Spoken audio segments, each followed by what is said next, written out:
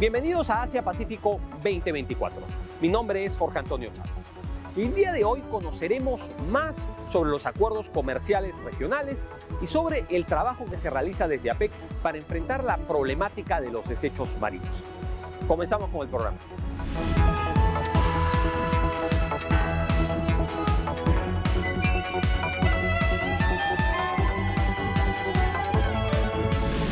Y el fin de semana inició en Arequipa la segunda reunión de altos funcionarios y eventos conexos, que reunirá al menos a 1.000 delegados. Este evento implicará una importante inyección de dinero no solo para el sector turismo de la Ciudad Blanca, sino también para otras ciudades sede de APEC en el Perú como Trujillo, Urubamba, Lima y Pucallpa. Carola Román nos trae todos los detalles en el siguiente informe especial.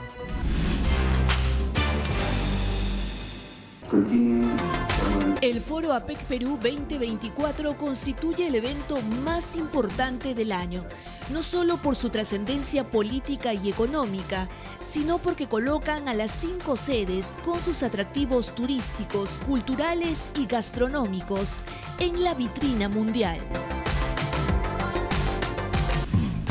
El año pasado, la actividad turística en el Perú superó los 8.000 millones de dólares y en este 2024 se espera superar esta cifra, principalmente por la realización de las reuniones APEC en 5 ciudades: Arequipa, Urubamba, Trujillo, Pucallpa y Lima. Precisamente este mes, Arequipa es escenario de eventos de la Agenda APEC Perú 2024. Esperamos nosotros unos 10.000 participantes, pero Arequipa tiene pues una capacidad para 200.000 personas y no hay mayor dificultad en ello, ¿no? Precisó que Arequipa cuenta con la logística necesaria para atender a este importante número de delegados.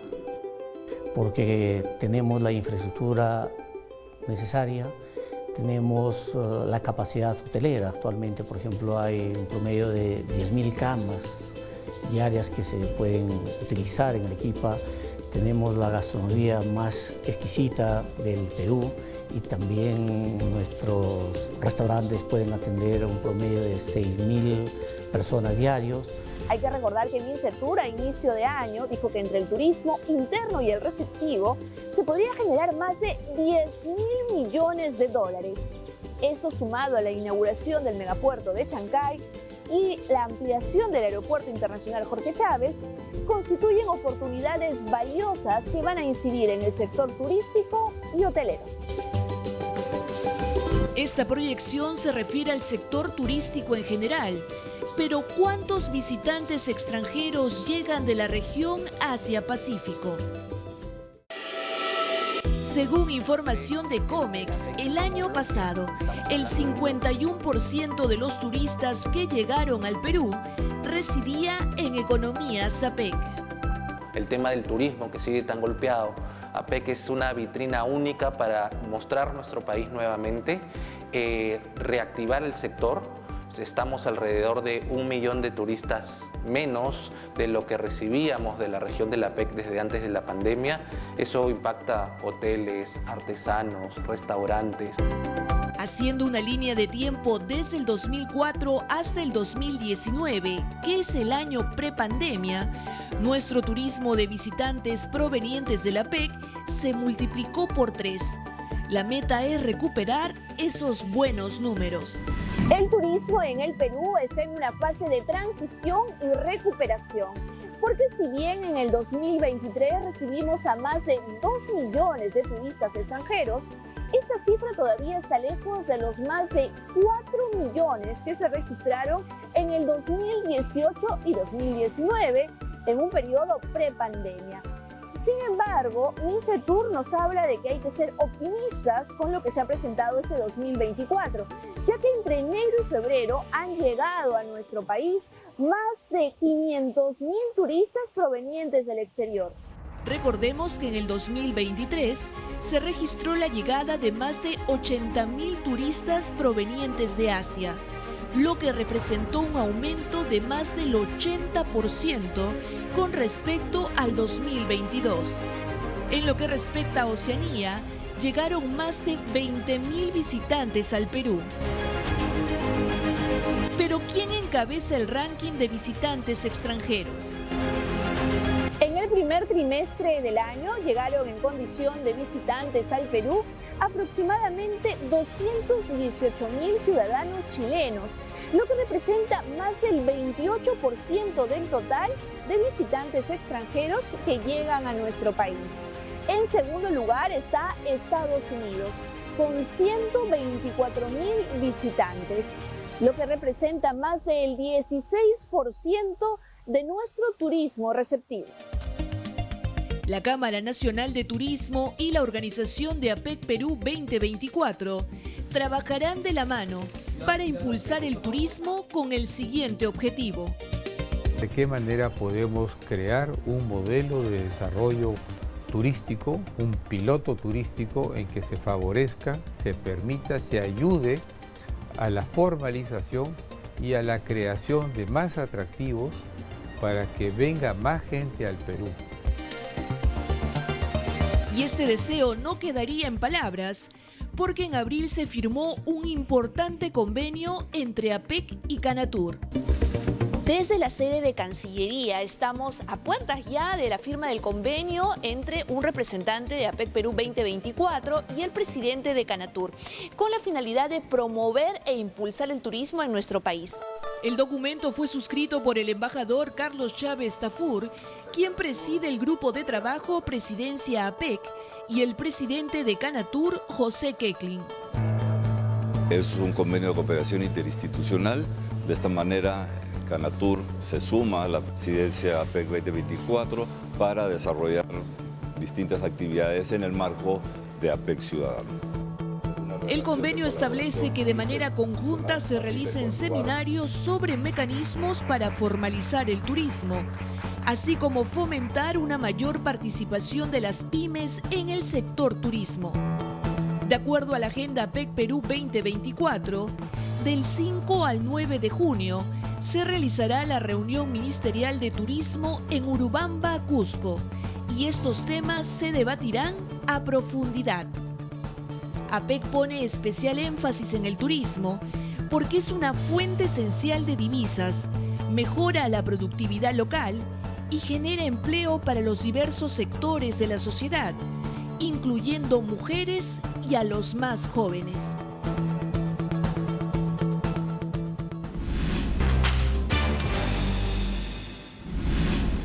Y estamos de vuelta en Asia Pacífico 2024 y ahora vamos a tener una entrevista con el profesor Carlos Aquino, quien es director del Centro de Estudios Asiáticos de la Universidad Nacional Mayor de San Marcos. Carlos, bienvenido a Asia Pacífico 2024. ¿Cómo estás, Jorge? Qué gusto estar en tu programa. Carlos, quisiera que hablemos sobre temas comerciales en la región del Asia Pacífico y que retornemos a esta idea de las metas de Bogor, que fueron formuladas en el año 1994 y que la idea era que las economías desarrolladas de APEC abrieran sus economías para el comercio y las inversiones en el año 2010 y que hagan lo propio las economías en desarrollo en el año 2020. Cuando se formulan estas metas, ¿cómo se pensaba llegar a este objetivo? La idea era que cada economía, de acuerdo a su propio ritmo, se supone que son economías de diverso nivel de desarrollo económico, se supone que las economías más avanzadas tenían industrias más fuertes y podrían reducir sus aranceles mucho más antes que el resto de las economías.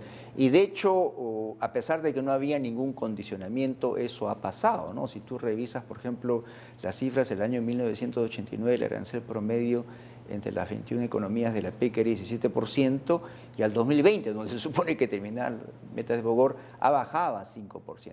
Entonces ha habido un avance. Ahora, quizás lo más importante es que grupos de países o pares de países han hecho tratados de libre comercio entre ellos en una forma bastante impresionante, ¿no? Quizás el caso más claro, más obvio es el del Perú, ¿no? El Perú, cuando ingresó en 1998, ¿no?, al foro APEC, no tenía ningún tratado de libre comercio con ninguna economía del Asia, pero ahora tiene con la mayoría, ¿no? Entonces yo creo que el foro APEC ha servido de un espacio para que las economías miembros, 2, 3 entre ellos, o en el caso del CPTPP, que agrupa a 12 países, aunque no todos son miembros de la APEC, demuestra claramente que el foro ha servido para que los países las economías a su propio ritmo hagan las liberaciones que ellos crean convenientes. Pero no ha habido ninguna obligación, el APEC es un acuerdo voluntario como tú bien lo sabes, pero los resultados están ahí.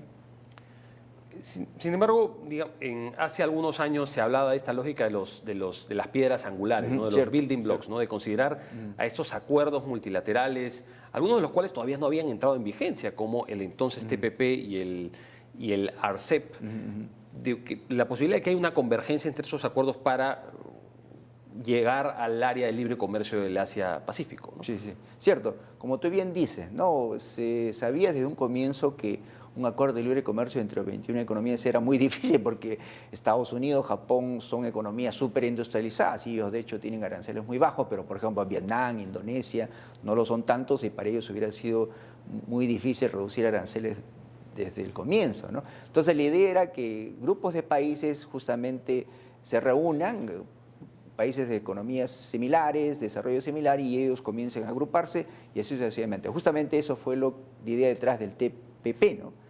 Como tú bien sabes, el TPP, pues las 11 países economías trabajaron muy bien, se supone que Estados Unidos fue el promotor, pero apenas ingresó el presidente Trump, sacó a Estados Unidos del acuerdo, pero ahora son 12 con el Reino Unido, que no es miembro del APEC, ¿no? Por otro lado, como tú también lo has mencionado, tenemos el acuerdo RCP, que serían más o menos las siglas de un acuerdo de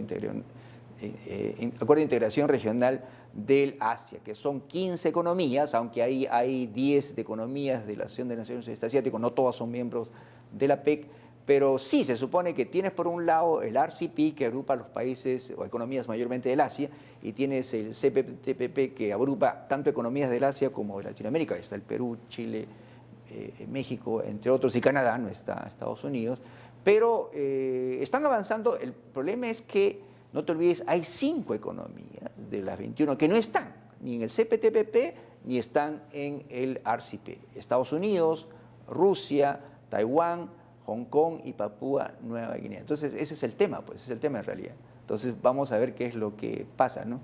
Vamos a ver lo que es lo que pasa. Al margen de su composición, ¿cuáles son las diferencias entre estos dos acuerdos en materia de la ambición que tienen, de las áreas que cubren?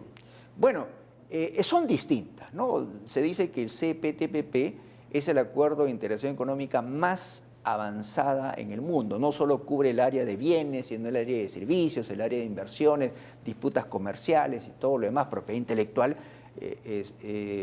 protección del trabajador, temas laborales, que no se ve en el RCP. El RCP es un acuerdo mucho menos profundo, incluso en los temas de inversión hay temas que se ha dejado de lado, en el tema de propiedad intelectual también algunas cosas no se han contemplado, son totalmente distintos. Y eso se entiende porque en el CPTPP se supone que están economías más avanzadas, en todo caso más liberales, ¿no? En cambio en el RCP eso no es así. Entonces son dos grupos distintos, uno es menos profundo que el otro, pero yo entiendo que en el RCP también la idea es trabajar hacia eso, pero por el momento es un acuerdo menos profundo que el que tiene el CPTPP, ¿no? Carlos, si bien APEC tiene una agenda de liberalización del comercio y de la facilitación de los negocios, hay que considerar que las economías que fueron las fundadoras de APEC, muchas de ellas del sudeste asiático y del este de Asia, no comenzaron con un modelo de desarrollo que implicara una apertura de mercado. ¿Podrías contarnos cómo fue este proceso de desarrollo económico de las economías de Asia del Este? Sí, justamente ahí hubo unas economías que empezaron a desarrollarse primero, ¿no? Como tú bien sabes, primero fue Japón. Japón ya tiene más de un siglo de desarrollo económico. Después fueron pues Corea, los famosos tigres, Corea, Taiwán, Hong Kong, Singapur. Después en los años 80 fueron casi simultáneamente China y las economías del sudeste asiático como Malasia, Tailandia, Indonesia. Cierto, ellos han sido en algunos casos más proteccionistas, en particular las economías del noreste asiático como Japón, China, Corea, pero conforme ellos han avanzado en su desarrollo económico, obviamente se están abriendo. Primero. Segundo, ha habido un rol mucho más grande del Estado, ¿no? En particular, ha protegido mucho la competencia extranjera. Y tercero, que también es muy importante, obviamente han invertido mucho, no solo en educación, infraestructura y todo lo demás.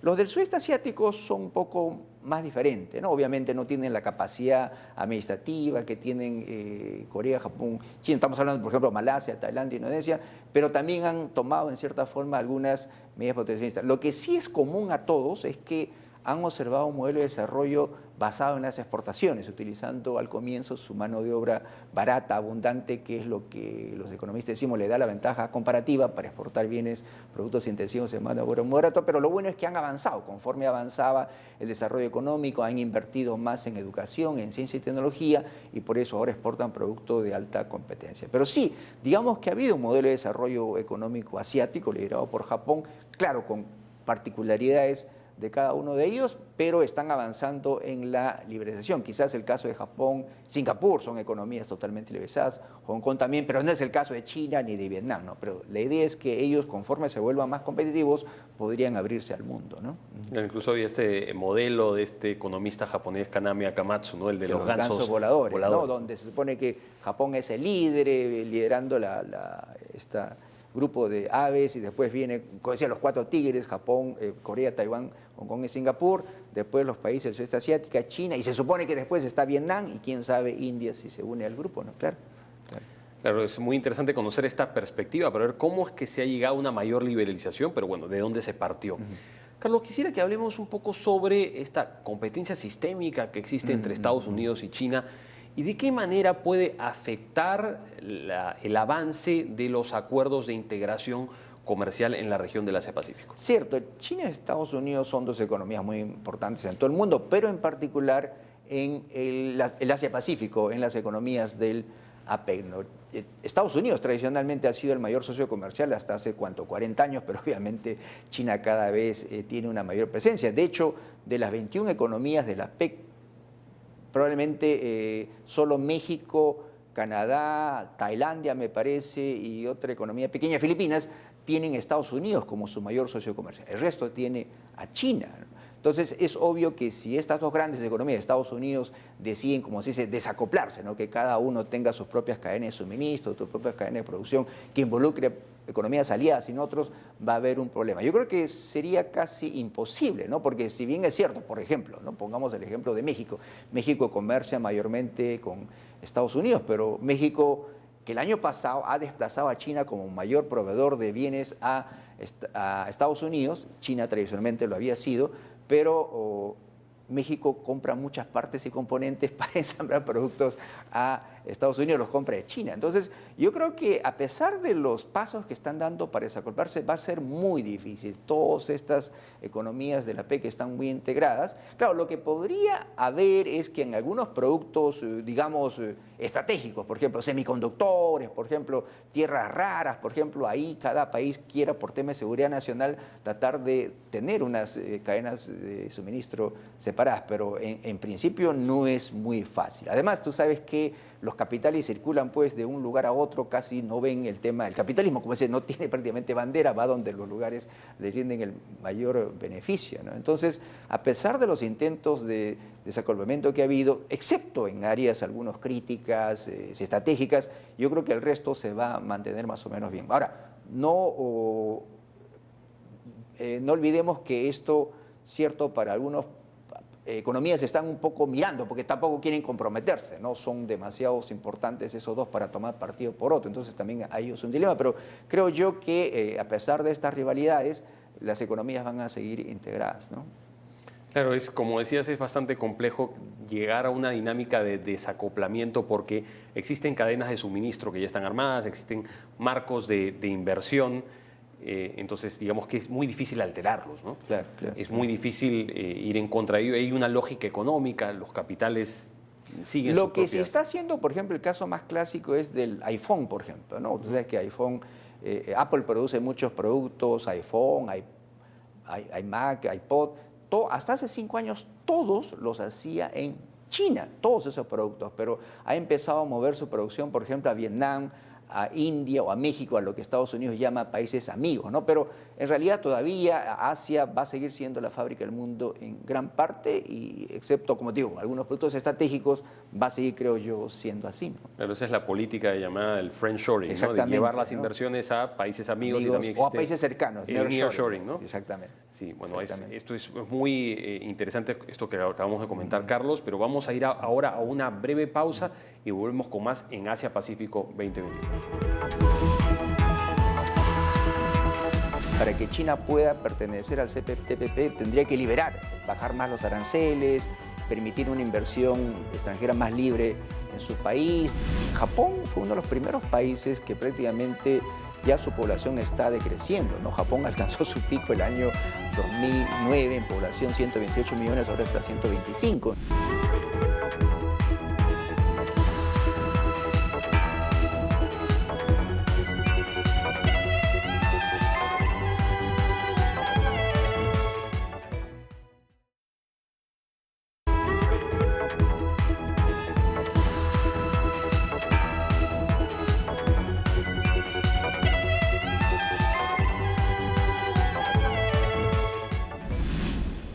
Y estamos de vuelta en Asia Pacífico 2024 y vamos a seguir con nuestra entrevista con Carlos Aquino, quien es director del Centro de Estudios Asiáticos de la Universidad Nacional Mayor de San Marcos.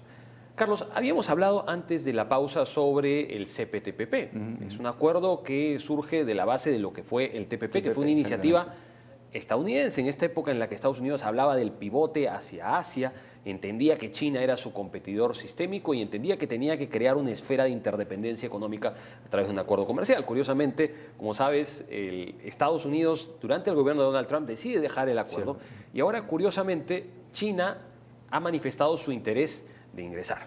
¿Cuál es tu perspectiva con respecto al posible ingreso de China al CPTPP? ¿Crees que es algo viable?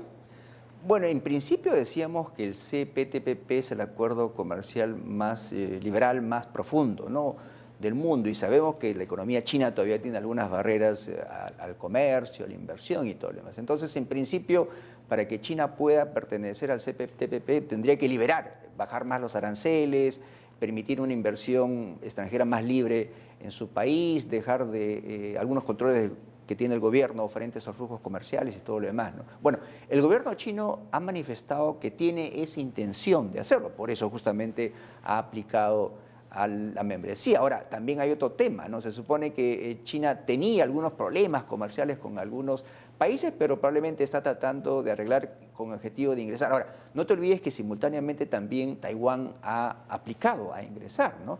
Entonces, la cuestión es qué va a pasar ahí.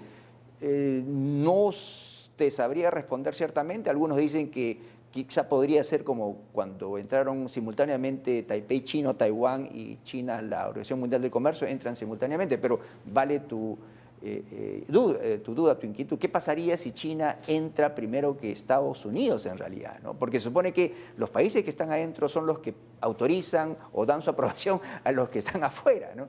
Entonces, pero yo no creo, por ejemplo, en el caso hipotético de que China entre, pueda después poner impedimentos a Estados Unidos, algo que hay un problema bastante grande, ¿no? Pero sí sería un poco sintomático, pues, que Estados Unidos, que fue el que propuso el TPP y ahora CPTPP, se quede fuera mientras China está dentro. Sería algo realmente paradójico. Ahora, lo que sí es cierto, y tú sabes muy bien, cuando este noviembre son las elecciones presidenciales en Estados Unidos, es probable, bueno, por lo menos se dice ahora que puede ganar otra vez Donald Trump, y algunos temen de que esa actitud proteccionista que tuvo desde el primer gobierno podría otra vez manifestarse, ¿no? Pero bueno, todo es cuestión de está en terreno de la especulación, pero sí, sería irónico, ¿no?, que Estados Unidos se quede afuera mientras China está dentro, ¿no? Pero sería una cuestión bastante paradójica políticamente, que una iniciativa que nace, bueno, deriva de una iniciativa estadounidense, pues al final, pues el lugar de Estados Unidos como líder, como principal economía, se ha asumido por China. Eso no te olvides, por lo menos los chinos dicen en los últimos foros económicos en Davos, los chinos decían, mientras China propone el multilateralismo, libre comercio, Estados Unidos con Trump ha impuesto medidas proteccionistas, o ahora política industrial con Biden, ¿no? Pero bueno, los Estados Unidos dicen, China también dice eso, pero quizás no lo cumple al 100%. Bueno, es parte de la competencia entre estos dos países, pero claro, de hecho ese es un poco lo irónico, ¿no?, que Estados Unidos esté fuera mientras China está dentro. Pero parece ver en los Estados Unidos una suerte de consenso bipartidista sobre la no necesidad de ingresar a acuerdos como el CPTPP, ¿no? Claro, lo que pasa es que ahí tú sabes que el tema de los sindicatos se oponen fuertemente a cualquier tipo de acuerdo comercial. Ahora, no solo eso, también hay otra actitud bipartidista común frente a China, ¿no? Hay un tema de enfrentamiento con China, ser más cuidadosos con el China, no quedar dependiente en ciertos productos estratégicos con China. Entonces, sea Biden o Trump, el que sea el próximo presidente, esa actitud de Estados Unidos contra China se va a mantener, ¿no? Carlos, quisiera preguntarte sobre otro tema que, bueno, más que una incidencia comercial, tiene una incidencia económica y social, que es la situación de economías como Japón, Corea y la propia China, que tienen una serie de retos económicos en términos de crecimiento, un crecimiento que se ralentiza, pero también retos demográficos. Quisiera que nos comentes un poco sobre esta situación. Sí, uno de los temas que preocupa en Asia es justamente, como tú le mencionaste, el tema demográfico. Mira, Japón fue uno de los primeros países que prácticamente ya su población está decreciendo, ¿no? Japón alcanzó su pico el año 2009 en población, 128 millones, ahora está 125. En el caso de Corea, hace 3 años también su población está creciendo. En el caso de China, hace 2 años también está creciendo. Y todo indica, a pesar de lo que hagan los gobiernos, que esto es inevitable, ¿no? La población como porcentaje, la población adulta como porcentaje del total está... Ahora, ¿cuál es el problema? En el caso de Japón y Corea quizás no sea tan dramático porque son países industrializados. Se supone que la gente mayor ya tiene sus ahorros y de eso podría vivir. Quizás el problema más complicado es en China porque, como dicen, va a ser un país viejo sin ser rico, ¿no? Ahora, obviamente hay instrumentos que se puede hacer eso, el tema de la robotización, por ejemplo, y sabemos que China, de hecho, es uno de los países que más está automatizando su producción, porque no te olvides que incluso antes de que la población envejeza, la mano de obra en China también ya se ha encarecido, de hecho muchas empresas chinas están afuera, entonces se está metiendo muchos robots. Entonces yo creo que esa podría ser una forma de amenguar este problema del envejecimiento de la población. Ahora, lo otro es que se supone que Japón en forma inteligente lo está haciendo. El envejecimiento de la población es una cuestión que se va a dar en todo el mundo. Entonces está tratando de haber una economía pues, para la gente mayor. La gente mayor obviamente ya no compra productos y bienes que compran los jóvenes, pero temas de cuidado de la salud, temas de turismo y todo lo demás, yo creo que Japón podría ser ahí un país muy adelantado y podría mostrar al resto del mundo. Pero los asiáticos, creo yo, han mostrado hasta ahora un pragmatismo bastante grande y esperemos que lo sigan mostrando, porque si no va a ser un gran problema para ellos el tema del envejecimiento de la población. Claro, es una transición bastante compleja. Carlos, quisiera agradecerte, ha sido muy ilustrativo conversar contigo. Muchas gracias por haber estado en Asia Pacífico 2024. Encantado, Jorge, gracias a ti. Ha sido Carlos Aquino, director del Centro de Estudios Asiáticos de la Universidad Nacional Mayor de San Marcos. Ahora nosotros vamos a nuestro segmento La Clase.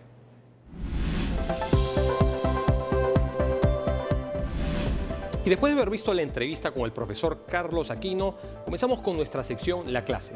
Y el día de hoy hablaremos sobre el Tratado Integral y Progresista de Asociación Transpacífica, más conocido como el CPTPP. Pero primero tenemos que conocer cuáles son sus antecedentes. En un inicio existió un acuerdo que se llamaba el P4, que fue firmado entre Singapur, Nueva Zelanda, Brunei y Chile. Sobre la base de este acuerdo plurilateral, Estados Unidos propone crear el llamado Acuerdo de Asociación Transpacífica, o TPP, que comenzó a ser negociado por 12 economías. ¿Cuál era la lógica estratégica detrás del impulso estadounidense de este acuerdo? Estados Unidos estaba en el marco de la política del rebalance estratégico o del pivote hacia Asia. Estados Unidos entendía que el eje de su política exterior no se debía seguir concentrando en el Medio Oriente tras las guerras en Afganistán y en Irak, sino que debía centrarse en el teatro del Indo-Pacífico, que Estados Unidos debía desarrollar y profundizar sus relaciones económicas y comerciales con las economías del Asia-Pacífico. Como he dicho, el Tratado Transpacífico comenzó a ser negociado por 12 economías. Se cerraron las negociaciones tras más de 5 años en el año 2016, pero sucedió algo en el año 2017. Ya durante el gobierno del presidente Donald Trump, Estados Unidos decide salir del acuerdo. Y por supuesto, esto tuvo implicancias muy importantes para el acuerdo porque tuvo que haber una renegociación de ciertos términos. Hubo por lo menos 20 cláusulas que fueron renegociadas para que en el año 2018 se pudiera adoptar el texto del Tratado Integral y Progresista de Asociación Transpacífica, el CPTPP, esta vez sin Estados Unidos y con 11 economías, todas miembros de APEC. Ahora, el hecho de que todas las economías sean miembros de APEC no significa que sea un tratado del Foro de Cooperación Económica Asia-Pacífico, porque como hemos dicho, todas las decisiones que se adoptan en el marco de APEC son adoptadas por consenso y en principio no son vinculantes, o sea, no plantean obligaciones jurídicas internacionales, no son tratados. Este es un tratado que se desarrolla al margen de APEC, pero en algún momento se pensó que con la convergencia de este acuerdo y de otro llamado el RCEP, liderado e integrado por China, se iba a generar una convergencia que permitiera llegar a un área de libre comercio del Asia-Pacífico, lo cual no ha sucedido. El Perú ratificó el acuerdo en el año 2021. En el año 2021 el tratado entra en vigencia para el Perú. La última economía en querer plegarse al acuerdo ha sido el Reino Unido, que curiosamente no es un país de la región del Indo-Pacífico, sin embargo ha tenido el interés de formar parte de uno de los acuerdos plurilaterales más importantes y sin duda uno de los más avanzados, porque regula temas como inversiones, servicios, también compras públicas, propiedad intelectual y tiene estándares mucho más avanzados que los estándares de otros acuerdos bilaterales suscritos entre las economías que son miembros del CPTPP. Un dato curioso es que la única economía del CPTPP que tiene acuerdos bilaterales con todas las demás economías es Chile. ¿Y por qué Chile decidió ser parte de este proceso de negociación y ratificó el tratado? Porque entendía que las nuevas condiciones del tratado y los estándares más modernos le permitían darle un mejor aprovechamiento a este marco plurilateral por encima de los acuerdos bilaterales menos avanzados que habían sido suscritos antes. Otro dato muy interesante del CPTPP es que China, una economía que no había sido considerada en un inicio y que era la economía que más bien Estados Unidos, a través del desarrollo del TPP, buscaba contener, ha mostrado su interés de ser parte del proceso de negociación. En marzo de este año, durante las 2 sesiones, que es el evento más importante político chino, se manifestó la voluntad de que China se adhiera al CPTPP y vamos a ver si esto logra materializarse, porque podría haber oposición de ciertos miembros, de ciertos aliados de Estados Unidos en el marco de este acuerdo, a pesar que Estados Unidos no tiene ningún interés en adherirse en el futuro porque existe una política que no es conducente a la apertura de nuevos mercados o de la suscripción de nuevos acuerdos de libre comercio. Así que espero que hayan podido aprender más sobre este importante tratado plurilateral. Recuerden que pueden seguirnos en nuestras redes sociales y vamos a una pausa. Nosotros en los océanos tenemos islas completas, lamentablemente, de basura. Son 5 en el planeta. Entonces esto afecta mucho, sobre todo a los peces que luego nosotros consumimos por cadena trófica, ¿verdad?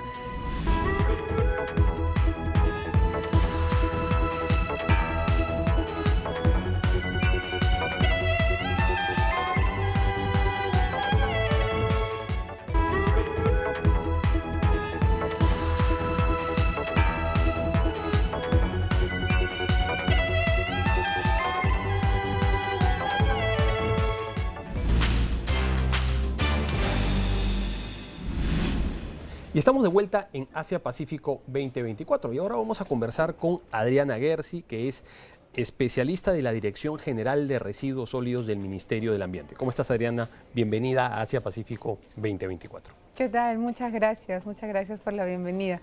Sí, estamos aquí en el APEC 2024 haciendo cosas interesantes por el país y por toda la zona de Asia Pacífico.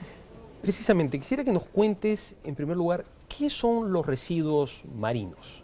Bien, los residuos, para comenzar en general, cuando se transforma un objeto en un residuo, el generador lo decide. Entonces yo tengo un objeto y cuando decido que ya no lo necesito más, se va a transformar en un residuo. Ahí tenemos decisiones importantes que tomar, si es que vamos a reutilizarlo o vamos a valorizarlo de alguna manera o lo vamos a llevar a disposición final. ¿Qué pasa con los residuos marinos o basura marina? Es cuando lamentablemente estos residuos terminan justamente en el ámbito marino llegando de los ríos o directamente en el océano o en las playas. Es bien interesante esto porque a veces cuando escuchamos residuos marinos pensamos son solo los que se generan en el mar, pero en realidad los residuos marinos tienen un 80% de fuentes de residuos terrestres, que son básicamente nosotros, ¿verdad? Lamentablemente cuando son mal manejados terminan en este tipo de ecosistemas y esos serían los residuos marinos. precisamente, ¿cuál es el impacto que tienen los residuos marinos en estos ecosistemas marinos y también en las cadenas productivas, por ejemplo, en materia alimentaria? Sí, claro. Imagínate, nosotros en los océanos tenemos islas completas, lamentablemente, de basura. Son 5 en el planeta. Entonces, esto afecta mucho, mucho, sobre todo a los peces que luego nosotros consumimos por cadena trófica, ¿verdad? Entonces viene el pez más pequeñito y se come, por ejemplo, el microplástico, ¿no? Que justo en las investigaciones se ve que los microplásticos se almacenan en el estómago y en las agallas de los pescados. Entonces nosotros comemos eso y entra en nuestro sistema. Por eso es que inclusive se han habido, microplásticos y nanoplásticos en nuestra sangre, en el vientre materno. Entonces no es algo que quede un problema solamente en el mar, sino que justamente por la cadena alimenticia nosotros terminamos consumiendo este tipo de residuos que claramente no pertenecen de manera natural a nuestro organismo. Eso representa sin duda un riesgo para la salud. O sea, es un problema no solamente económico o de afectación de los ecosistemas marinos, sino es un problema ya de salud pública incluso. Adriana, el Ministerio del Ambiente participa en el grupo de océanos y pesquería de APEC, sobre todo en el campo de lo que son los residuos sólidos, y entiendo que se está desarrollando o se ha desarrollado una hoja de ruta sobre residuos sólidos en el marco de este grupo. ¿Podrías comentarnos sobre en qué consiste este documento? Sí, el nombre es Roadmap of Marine Debris, que es básicamente la hoja de ruta de residuos marinos. Esta hoja de ruta se aprobó en el año 2019 y tiene componentes bastante interesantes, como por ejemplo hay una sinergia a nivel regional y a nivel de economías, no se dice países sino economías en el marco de la APEC, donde hacemos un intercambio de las políticas que estamos teniendo justamente para solucionar este problema. También tenemos mucho apoyo en el área de investigación. El Perú tiene investigaciones justamente sobre microplásticos. Este año se está postulando el país para una investigación que tiene que ver con microplásticos y cómo nos afecta la salud. También tenemos bastante sinergia para aprender de las experiencias exitosas de otros países y claro, en tema de sensibilización y comunicación. Entonces es un grupo de economías que hacen este tipo de intercambio para solucionar el problema de basura marina. ¿Y qué propuestas, qué iniciativas, qué ideas está proponiendo el Perú en el marco de este grupo de trabajo con respecto al tema de los residuos sólidos y específicamente con respecto a los residuos marinos? Bien, ahí nosotros a nivel nacional tenemos acciones que van de la mano con esta hoja de ruta. Como por ejemplo, nosotros tenemos una hoja de ruta nacional de economía circular al 2030, que está ya prepublicada y que queremos publicarla, y claramente si es que nosotros migramos hacia una economía circular, los residuos eventualmente ya no se llegarían a generar, entonces disminuiría la cantidad de residuos que van hacia el mar. También gracias a la cooperación internacional tenemos en proceso un proyecto de un inventario nacional de residuos plásticos. Estamos muy enfocados nosotros con los plásticos y los resultados que se tengan de ese inventario vamos a tener un plan de acción relacionado a la gestión integral de residuos plásticos, justamente para evitar que lleguen a el mar, que como sabemos la gran mayoría de residuos que llegan al mar son lamentablemente plásticos. Adicionalmente a eso tenemos el problema de los envases y embalajes. Es por eso que desde el Ministerio del Ambiente se ha prepublicado y este año tiene como meta publicar un régimen especial de gestión de residuos de envases y embalajes, que es básicamente en el marco de la responsabilidad extendida del productor, que suena muchas palabras, pero básicamente es que los productores, que son los que ponen los bienes en el mercado, se hagan responsables de todo su ciclo de vida, no solamente cuando te venden el producto, sino también cuando se transforman en un residuo. Entonces, estas son algunas de las actividades que se están haciendo para disminuir la cantidad de residuos que llegan al mar. Y como país tenemos una gran responsabilidad porque hemos liderado las últimas 3 reuniones del Acuerdo Internacional Legalmente Vinculante contra la Contaminación de los Plásticos, incluyendo el ámbito marino. Entonces, como Perú tenemos ese gran ímpetu de aportar a la solución de la contaminación por residuos marinos, especialmente en el tema de los plásticos. Adriana, ¿de qué manera el Perú se beneficia de participar en este tipo de discusiones con respecto a residuos marinos, a océanos y a pesquería en el marco de APEC? ¿En qué nos suma en términos de estándares, de buenas prácticas, de iniciativas? Yo llevaría mucho a que podemos aprender de las otras economías, ¿no?, sobre las buenas prácticas justamente que ellos tienen y sobre las políticas que están adoptando. Por ejemplo, muchas de estas políticas que te mencioné también están siendo adoptadas por otros países que pertenecen a la PEC, ¿verdad? Entonces, aparte de eso, también tenemos financiamiento para hacer investigaciones, porque, claro, como norma, si no tienes investigaciones claras de cómo estás actualmente, ¿no? Ahí también tenemos bastante apoyo en el marco de la PEC, así que se le agradece mucho como economía peruana que esto suceda. Incluso hay la posibilidad de desarrollar lo que se llaman los proyectos de APEC para construcción de capacidades, para apoyar precisamente investigaciones, para apoyar también talleres, para formar recursos humanos y también para compartir experiencias, ¿no? Sin duda esto es algo bastante valioso y la posibilidad también de impulsar una agenda de cooperación ya a nivel bilateral con las otras economías que son parte del foro. No sé si han tenido la oportunidad también de poder tener reuniones bilaterales con sus pares de las otras economías de APEC durante esta reunión. Sí, hemos tenido, bueno, en realidad hemos tenido presentaciones sobre nuestros avances, ¿no?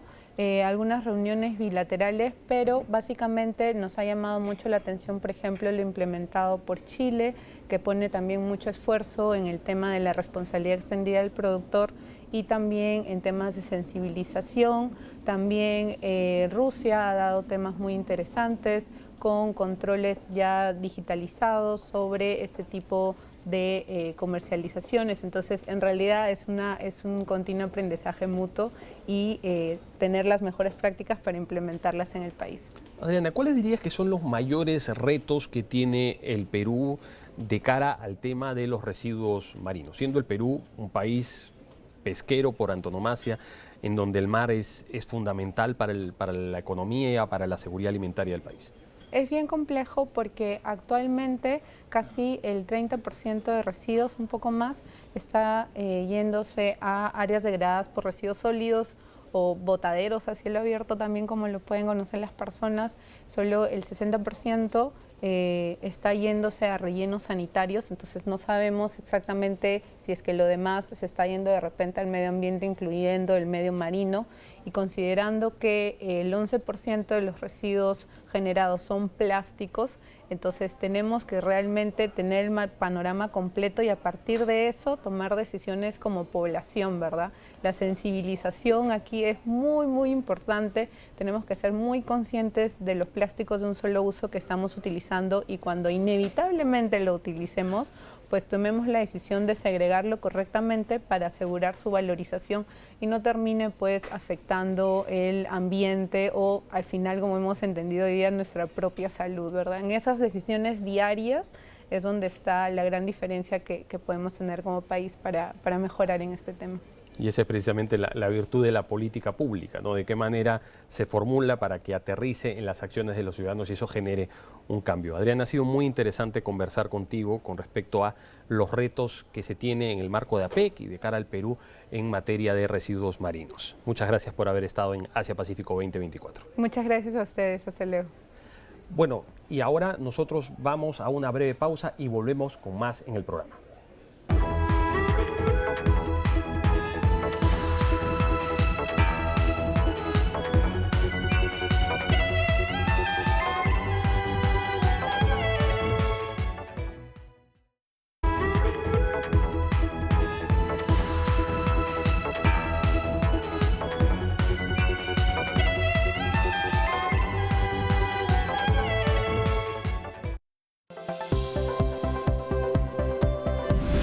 Estamos de vuelta en Asia Pacífico 2024 y ahora vamos con nuestro segmento Conociendo a las Economías.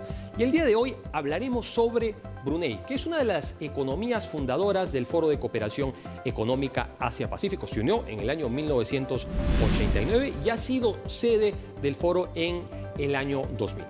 Brunei es una de las economías más pequeñas del foro y uno de los estados más pequeños del mundo. Tiene un territorio que es de poco más de 5.000 kilómetros cuadrados y tiene una población bastante reducida, de unos 400.000 habitantes. Es una economía cuya mayor fuente de ingresos es petrolera. El 50% del PBI se explica a través de la producción del petróleo, aunque ha tratado de impulsar un proceso de diversificación económica en el campo industrial y en el campo de los servicios financieros.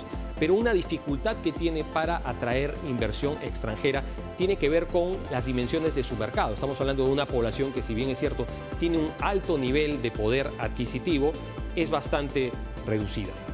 Brunei, en términos históricos, en el año 1888 pasó a ser un protectorado británico y luego fue adquiriendo un mayor nivel de autonomía. Entre los años 50 y 60 se hablaba sobre la posibilidad de que el sultanato de Brunei, que estaba liderado por el sultán Omar, fuera parte de la llamada Federación de Malasia, pero tras un conflicto armado interno en el que participó un movimiento del norte de Kalimantan, que se dice estaba apoyado por Indonesia, el sultanato de Brunei decide no unirse a la Federación de Malasia y mantener su autonomía dentro de un régimen de protectorado bajo control de los británicos. Ya en el año 1967, el sultán Hassan al-Bolkiah, hijo del sultán Omar, asume las riendas del poder y en el año 1984 se vuelve en un estado independiente de pleno derecho.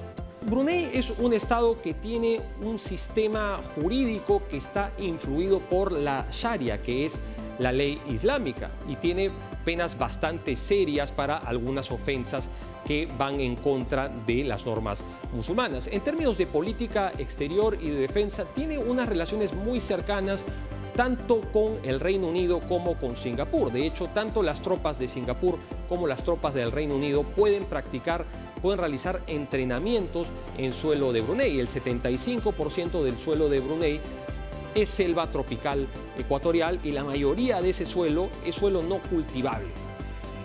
Otro vector muy importante de la política exterior de Brunei tiene que ver con su participación en la Asociación de Naciones del Sudeste Asiático. Tiene relaciones amistosas importantes con países como China. Recordemos que los estados del sudeste asiático tienen una problemática con China por la cuestión del mar meridional de China, que China se atribuye en más de un 80%. Es un estado que es parte de APEC, es una economía miembro de APEC que ha participado en el foro desde su creación y que ha sido parte importante del proceso de desarrollo de esta organización internacional. Como he dicho, su jefe de Estado o su líder, como se diría en APEC, es el sultán Hassan al-Bolkiah.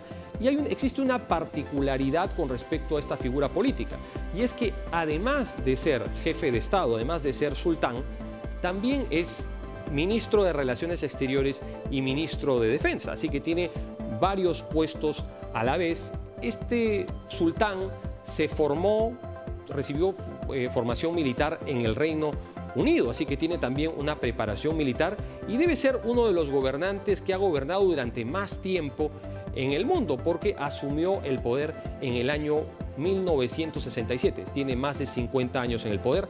Ha venido en 2 ocasiones al Perú, tanto en el año 2008 como en el año 2016, cuando el Perú fue anfitrión de la cumbre del Foro de Cooperación Económica Asia-Pacífico. Así que espero que les haya parecido interesante conocer más sobre esta economía del sudeste asiático. En nuestra próxima edición del programa hablaremos sobre México. Y cerramos el programa con este interesante dato.